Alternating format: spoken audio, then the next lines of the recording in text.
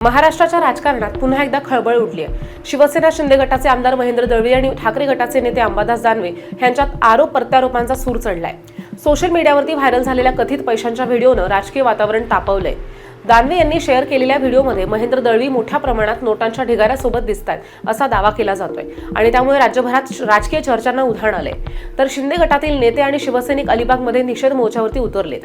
जिल्हा प्रमुख राजा केणी आणि माजी जिल्हा परिषद सदस्य मानसी महेंद्र दळवी यांच्या नेतृत्वात शिवाजी महाराज पुतळ्यासमोर जोरदार निदर्शनं झाली आहेत। यावेळी अंबादास दानवेंच्या पुतळ्याचं दहन करण्यात आलं, तसंच दानवेंविरोधात घोषणाबाजी सुद्धा करण्यात आली।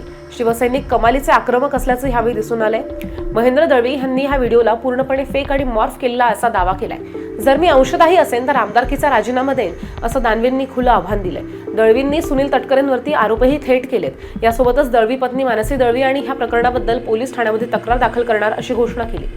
राजकीय विश्लेषकांचं म्हणणं आहे की ह्या कथित व्हिडिओमुळे शिंदे आणि ठाकरे गटामध्ये तणाव वाढलाय आणि राज्यातील राजकीय वातावरण पुन्हा गोंधळग्रस्त झालंय। आता सगळ्यांचं लक्ष पोलीस चौकशीकडे लागलंय आणि व्हिडिओची सत्यता शोधण्याचं काम सध्या सुरू आहे। प्रसार माध्यमांच्या आणि वाहिन्यांच्या मार्फत जे अंबादास दानवे यांनी आमचे प्रेरणास्थान आमदार महेंद्र शेठ दळवी यांच्या विरोधात पैशांची बंडलं आणि त्यांचा जो खोटा व्हिडिओ जोडण्यात आला आणि ज्याची पूर्ण महाराष्ट्रामध्ये ते व्हायरल करण्यात आलं आहे, त्याबद्दल पूर्ण आमच्या रायगड जिल्ह्यामध्ये त्यांचा निषेध शिवसैनिकांनी निषेध करण्याचं ठरवलं गेलं आणि रोहा तालुक्यामध्ये त्यांचा पुतळा जाळून निषेध करण्यात आला, मुरुड तालुक्यामध्ये त्यांचा पुतळा जाळून निषेध करण्यात आला आणि आता अलिबाग तालुक्यामध्ये त्यांचा पुतळा जाळून निषेध करण्यात आला। पूर्ण जिल्ह्यामध्ये शिवसैनिकेमध्ये एक संभ्रम निर्माण झाला होता की नक्की प्रकार काय आहे। त्यामुळे अंबादास दानवे हे आज कुठल्याही विधानसभेमध्ये सदस्य नाहीत किंवा विधान परिषदेमध्ये सदस्य नाही आहेत। त्यामुळे त्यांच्या पक्षाच्या नेत्यांना कुठेतरी काहीतरी दाखवायचं आहे की मी काहीतरी करतो, म्हणूनच एक शिवसेनेचे आमदार सत्ताधारी पक्षाचे आमदार यांना कुठेतरी जनतेमध्ये संभ्रम निर्माण करण्यासाठी हा चुकीचा आणि खोटा व्हिडिओ बनवून लोकांमध्ये संभ्रम निर्माण करण्याचा प्रयत्न करत आहेत। परंतु आम्हाला अंबादास दानवे यांना सांगणं आहे की जोपर्यंत तुम्ही आमच्या आमदारांची माफी मागत नाही तोपर्यंत हा आंदोलन कायम आम्ही सुरू ठेवणार आहोत आणि याच्या पुढे सुद्धा अंबादास दानवे आणि त्यांच्या बगलबच्च्यांनी आमच्या आमदारांवर जर टीका करण्याचा जर प्रयत्न केला तर आम्ही शिवसेना स्टाईलमध्ये त्यांना उत्तर देण्याचा आम्ही प्रयत्न करू। थँक्यू।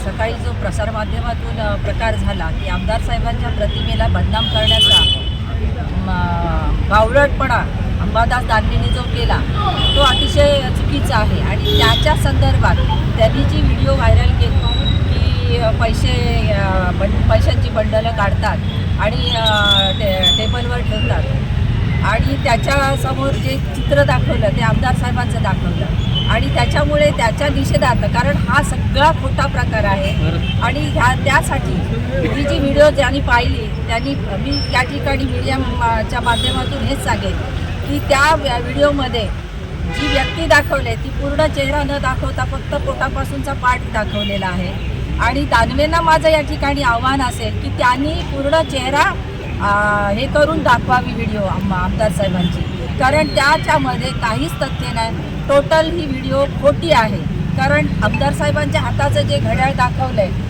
ते गोल्डन कलरचा पट्ट्याचा आणि आजपर्यंतच्या प्रवासात आमदार साहेबांनी असं कधी घड्याळ वापरलेलं नाही। हा एकच मुद्दा ह्या तपासासाठी महत्त्वाचा आहे, बाकीचं तर सगळंच ते खोटं आहे।